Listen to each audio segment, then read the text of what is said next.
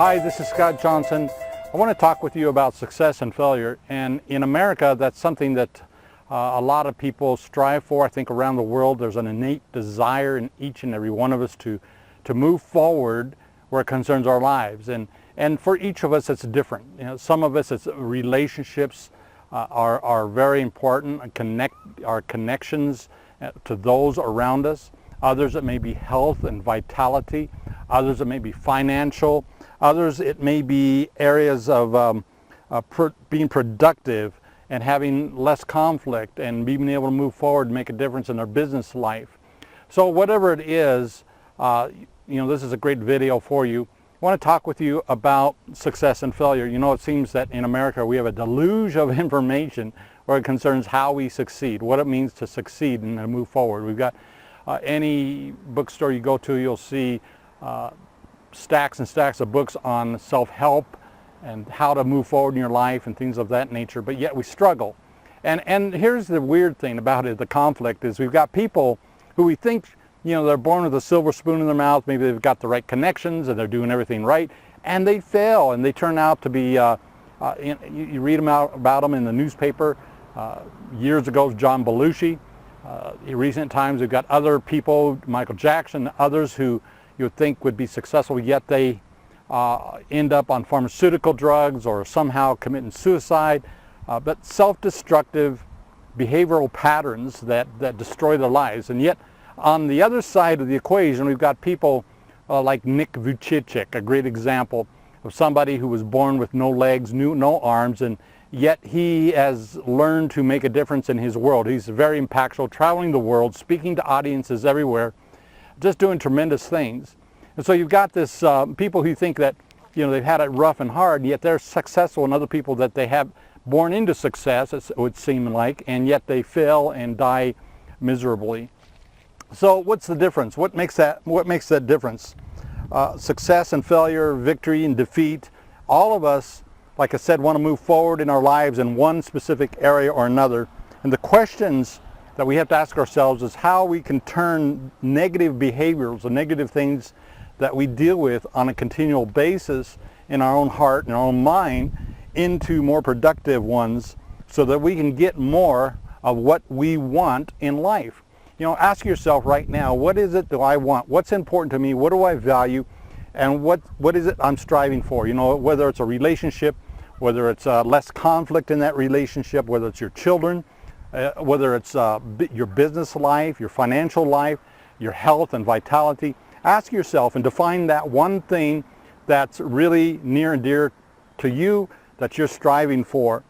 And we becoming more clear and focused about those things, and whether it is health and vitality, relationships and things of that nature. But in our world we talk about behavioral modification, and that's what a lot of the books and that we read, and ultimately a person's not responsible with their lives. They suffer the consequences of those results. For instance, you take somebody who's a thief or a murderer, or they get into addictions and they end up, because they can't manage their own life, we call it, well, they need behavioral modification. So we send them off to prison, we send them off to different types of programs to help reinsert new patterns of behavior. And most of it is negative. Most of it is, we shake our finger.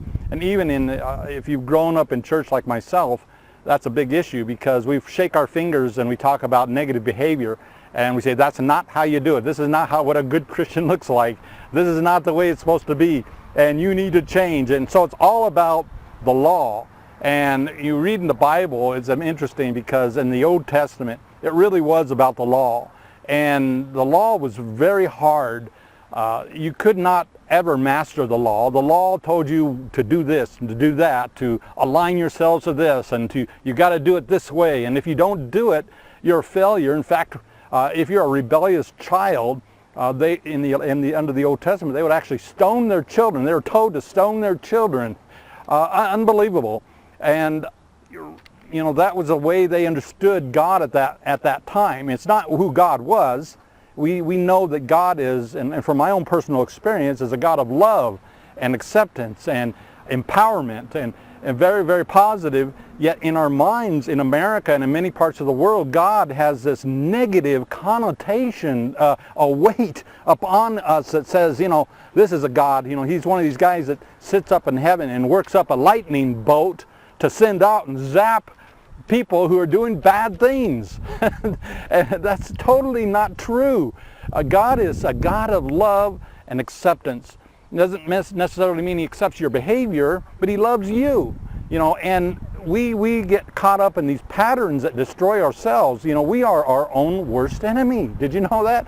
And we stand in front of ourselves in the mirror, and if there's anybody to blame, you know, it's the negative patterns that we picked up along the way from our childhood that stop us from moving forward. So we want to stop those things and move forward and make more productive patterns. And I want to show you a little shortcut that kind of helps me. And it was a story out of the Bible. It was the woman of the well. You remember, some of you may not be as familiar with the Bible and some of these stories. Jesus, it's a story of Jesus when he was traveling, and he went out of his way. He was on his way to Jerusalem, and he went out of his way to go to Samaria. And there was a woman who came to draw water from the well. Now, back in those days, drawing water to the well, you did it in the cool of the day, not in the heat of the day. Right now, it's about 12 o'clock in the afternoon. It's hot. And but wanted to draw from the well, you wanted to go in the morning or early evenings. And that's when it was cool. But this woman, she did it in the middle of the afternoon. And the reason she did it, shame issues, okay? She felt like she was wrong, and that she couldn't go with the rest of the people and, you know, deal with all the hassle. You know how it is. Sometimes in our lives we want to hide because we're embarrassed about some things and choices we've made or things that happened to us. Well, this lady had some shame issues, and so she would draw water from the well in the middle of the day. Well, Jesus, he was on assignment that day, and he went to Samaria. He went to this specific well at that specific time. Wow, what a coincidence, right? And ended up there, and he had a conversation with her. And she suddenly recognized that he was a prophet. He had something to say to her. You know, he was able to speak into her life, and you know, they got in a little discussion about, you know, where to worship. You know, Jesus, you know, the Jews worship here and the Samaritans worship there, and yet Jesus was able to bring the conversation to her issues and some of the shame issues that she was dealing with, and he spoke right into her life, you know, and said that she had at one time 5 husbands, and the one she's living with right now is not her husband. Now, listen to this very carefully, because he was talking to her about drawing water from a well. And he asked her initially to draw water from this well for him. And then he turned the conversation. He says, you know, I have water that if you'll drink it, you'll never you'll never be thirsty again. And what he was doing was he was trying to draw her into a conversation about her shame and some of the things that she was dealing with. And she was, like I said, somebody who had lived with 5 husbands, had 5 husbands, and wasn't living with somebody. And Jesus understood this. He knew this prophetically, divinely, and rather than berating her, this is the important thing that you need to understand about God and Jesus, is he didn't shame her. He didn't berate her. He didn't tell her, you need to conform to the law. But he spoke right to her, and he says, you know, listen, the water that I give to drink, if you'll drink of this water, you will never thirst again. What was he saying? Well, he's saying that there was something in her heart of hearts, a craving that moved her to make these negative decisions in her past, where it concerns connecting with maybe wrong relationships. And what he was doing is speaking to her needs. And you see, every one of us have a set of needs that drive our behaviors, okay? And, you know, Maslow talked about it. Tony Robbins talks about 6 specific behaviors that drive our needs. And these behaviors, we set up patterns we think that this is how I'm going to meet my need for significance. That's one of the needs. This is how I'm going to meet my needs for, let's say, for importance or for love or for these types of things in my life, or more clarity, for variety in my life. These are specific needs that you and I were born with, and we learn certain patterns to meet those specific needs, okay? So think back in your life. A lot of times in my life, there's some issues that, I just don't want to go there, sometimes.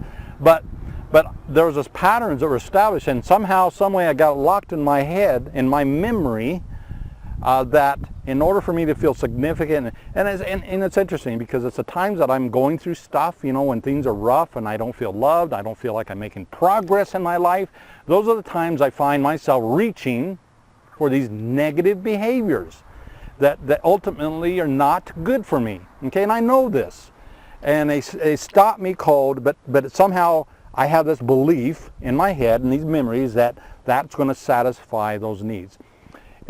There was a show on TV, on TNT for years called Intervention, and they took a lot of these people that were dealing with drug addictions to a behavioral place, right?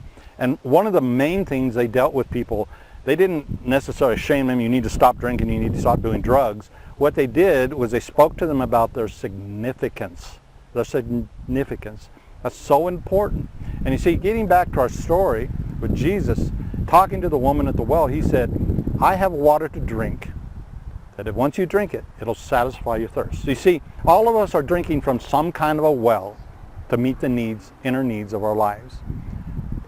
And it could be black, putrid, ugly water, say, and it's something that you and I would never drink in 1,000 years. Somebody offers a drink of water and it's black and ugly and gross, and there's stuff growing on the top of it, and there's bacteria running around inside of it. We'd never touch it in 1,000 years. But for some reason in our life, there's these patterns that say, yeah, that's good. That's good, that's good. And somehow in our subconscious mind, and we reach for those patterns, we reach for those things. And Jesus said, you don't have to reach for that ugly water anymore. I have a well that you can drink from that brings forth everlasting life. Okay, so we're standing here at a beautiful lake, and in a very small way, it kind of shows you the well of water that God has for you, the spring life flow of His water. And that water is satisfying. That water satisfies our thirst, okay? It satisfies us completely. All right, and see, this is true behavioral modification. It's not setting up a bunch of rules, a list of do's and don'ts, and telling you that you're calling out your failings and you're a failure, you're no good, you'll never amount to be anything. But it is a word that says, I love you. God says, I love you. God says, I accept you based on what I provided to you through my Son, Jesus Christ. And see, those words make up the wellspring of life. Okay, so when I was going back to this intervention program, and what the main thing they're trying to get through to these people was significance. Significance is a driving force in all of our lives. And if we can find significance in something that's greater than our exterior world, right? Even greater than our family, our loved ones, because guess what? Life deteriorates. Life fails us. It disappoints. And when you're going in life and you find that you're not making progress the way you think you should be making progress, and you get down on yourself, and I'm a failure and I'm not making forward motion, then you're moving away from the wellspring of life that God has to offer you. He says, don't base your life on this, right? Base your life on my eternal love for you, because it's eternal. It's a foundation that you can build your life on, that if you allow me to flow through you, you'll find great satisfaction in your life. Whoa, that's tremendous. And it sets us free, friend. It sets us free emotionally to love in such a way that we ourselves are uninhibited. How'd you like to live an uninhibited life where you don't feel constrained? Do you ever feel that way? I do. Sometimes I feel constrained, especially when I don't feel good about myself. I feel constrained. I close down. I go into almost a closed state, and I shut myself off from other people. Well, God says, I love you, I accept you, I adore you, I think you're the greatest, I want to celebrate your life. And so that's what God's message is to you today. He wants to celebrate your life and set you free from living on the conditional environment around us. The environment always changing, it fluctuates. It goes up and down and up, and we don't know which is which, and our life is chaos, and we got drama going in our life. And God says, I want to build a foundation in your life that does not quit. It's based on my love for you. So remember, that's my message to you today. I hope you got something out of it. With that, I'll let you go. God bless. We'll talk to you next time. Take care. Bye for now.